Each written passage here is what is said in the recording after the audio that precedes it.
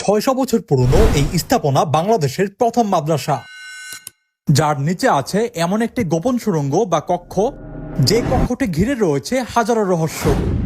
এটা অষ্ট ধাতু তৈরি, স্বর্ণ, রূপা, তামা, লোহা, দস্তা, পিতল। যারা বিদেশ যাবে, বিপদ আপদ আছে, সবাই এটা চুবানো পানি খায়, পানি নিয়ে যায় নিয়ত করে। আর এটার পানি আপনার সৌদি আরব গেছে।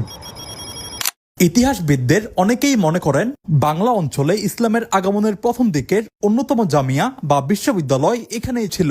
অনেকে আবার এটিকে মাদ্রাসাও বলে। স্থাপনাটি আসলে কি ছিল? নারায়ণগঞ্জ জেলার মোগরাপাড়া দরগাবাড়ি কমপ্লেক্সের পাশেই পুরনো এই জরাজীর্ণ স্থাপনাটি স্থানীয়দের মাঝে এখন আধার কোটা নামে পরিচিত।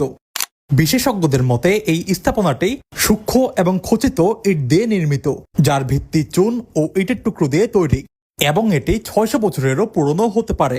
আর স্থাপনাটির নিচে এখন